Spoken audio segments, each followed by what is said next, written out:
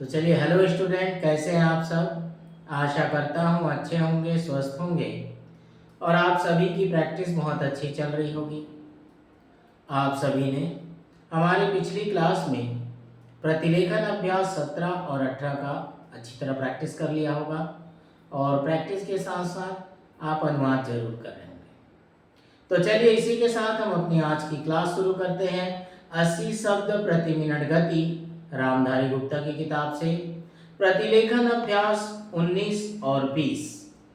चलिए, ready, start. महोदय, जब तक अहिंदी भाषी हिंदी को हृदय से स्वीकार नहीं करते, तब तक वह राष्ट्रभाषा का स्थान नहीं पा सकती और यह तभी हो सकता है जब ये यह समझें कि इसमें उनका भी योगदान है और उन्होंने इससे केवल लिया ही नहीं बल्कि इसे कुछ दिया भी है और उन पर कोई दूसरी भाषा लादी नहीं गई है, बल्कि यह उनकी ही भाषा है। मेरे कहने का अर्थ यह नहीं कि आप उनकी ही व्याकरण अपना लें। इसका अर्थ यही है कि आप उदारता पूर्वक जितना ले सकते हैं ले लें। भाषा इसी प्रकार बन सकती है।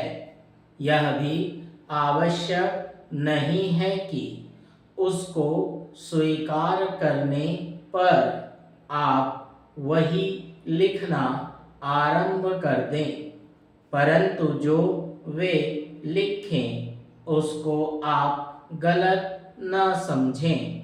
आज किसी भी भाषा का रूप वही नहीं है जो उसके प्रारंभिक काल में था।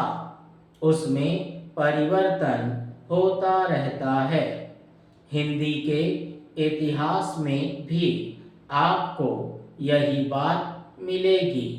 मैं हिंदी का कोई विद्वान नहीं हूँ, पर मैं अपने अनुभव से कह सकता हूँ कि उसमें भी पिछले 500-600 वर्षों में बहुत अंतर पड़ा है तथा पहले की और आज की हिंदी में काफ़ी अंतर है।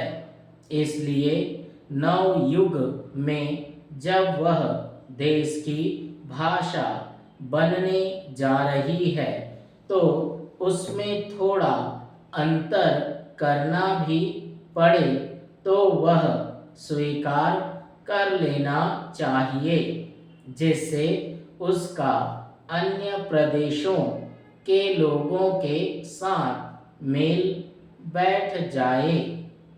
कई अहिंदी भाषी लोगों ने भी हिंदी की काफ़ी सेवा की है। आपके राज्यपाल महोदय अहिंदी भाषी हैं और इन्होंने अपनी भाषा की बड़ी सेवा की है।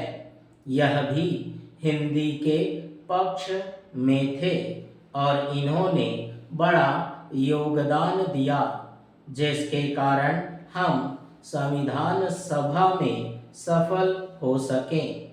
इनका भी यही विचार है जो मेरा है। मैं चाहता हूँ कि इनको भी हिंदी की सेवा करने का अवसर दिया जाना चाहिए।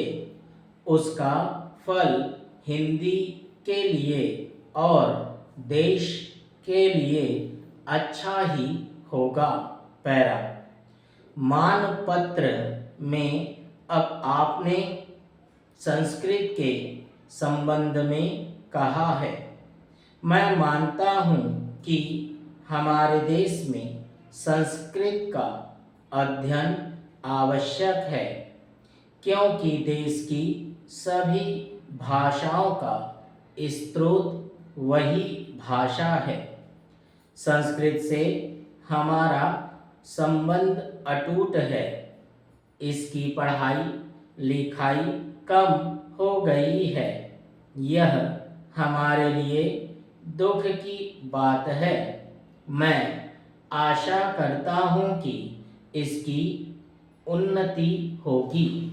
पैरा महोदय, मैं अपने बारे में कहता हूँ। जब मैं छोटा था और कॉलेज में पढ़ रहा था, तब रूस और जापान के बीच युद्ध छिड़ा। उस समय समाचार पत्रों में जापान के संबंध में बहुत सी बातें छपा करती थीं। उनमें एक बात यह भी था कि जापान में समूरिया जाति के लोगों ने अपने सब अधिकार वहाँ के राजा को दे दिए थे। उसके बाद जापान बड़ी उन्नति कर सका। हम लोग यह पढ़कर आश्चर्य और सराहना करते थे। उससे बढ़कर हमारे यहाँ के लोगों ने स्वराज्य स्थापित होने के बाद 1-2 वर्ष में एक उदाहरण उपस्थित करके दिखाया। हम भी अपने हजारों वर्षों के इतिहास को नहीं भूलेंगे। जो रियासतें अलग अलग स्थापित हो गई थी और एक प्रकार से भारत कई टुकड़ों में बटा हुआ था, वे सब टुकड़े एक हो गए। आज ब्रिटिश भारत और देसी रियासतें मिलकर एक हो गई हैं। पैरा उसके बाद हमारे सामने प्रश्न आया कि भारत के लोग केवल स्वराज्य से ही सुखी नहीं हो सकते, उनको किसी न किसी प्रकार सुखी बनाना है। इस संबंध में सरकार ने अपनी ओर से प्रायः सभी राज्यों में जमींदारी और जागीरदारी उन्मूलन के कानून उपस्थित किए और वे कानून पास हुए। प्रसन्नता की बात तो यह है कि बहुत से स्थानों में कानून उन लोगों की स्वीकृति से तथा उन लोगों की सलाह से पास किए जिनकी जमींदारी और जागीरदारी समाप्त हो जानी थी। यह भी देश प्रेम का उदाहरण है। उन लोगों ने अपनी संपत्ति का त्याग इसलिए किया कि उससे सारे देश को लाभ पहुँचे।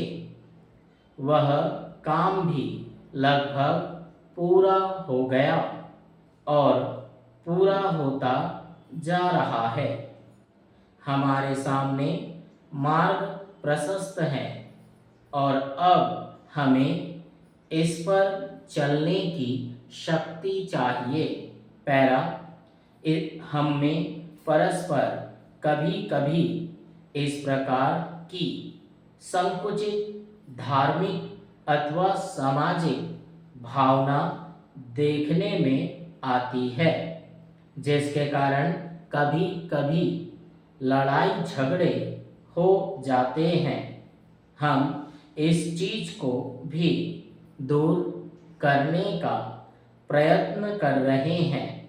हमारे संविधान में स्पष्ट बता दिया गया है कि कोई चाहे किसी भी धर्म का क्यों ना हो, किसी भी जाति का क्यों ना हो, इस देश में सबको समान अधिकार है। गरीब से गरीब आदमी को भी वही एक वोट देने का अधिकार है जो कि राजा साहब को है या मुझे। धर्म के नाम पर किसी प्रकार का भेदभाव नहीं किया जाता है। ठीक है, तो चलिए ये रहे हमारे 80 शब्द प्रति मिनट गति रामधारी गुप्ता की किताब से। ठीक है, तो चलिए इसकी प्रैक्टिस कीजिए, अच्छी प्रैक्टिस कीजिए, खूब प्रैक्टिस कीजिए। ठीक है ना, रोज प्रैक्टिस करना बहुत जरूरी है और साथ में अनुवाद जरूर कीजिए। ठीक है, तो चलिए इसी के साथ हम अपनी आज की क्लास समाप्त करते हैं। मिलते हैं अगली क्लास में प्रतिलेखन अभ्यास 21 और 22 के साथ। ठीक है, तो चलिए आज इतना।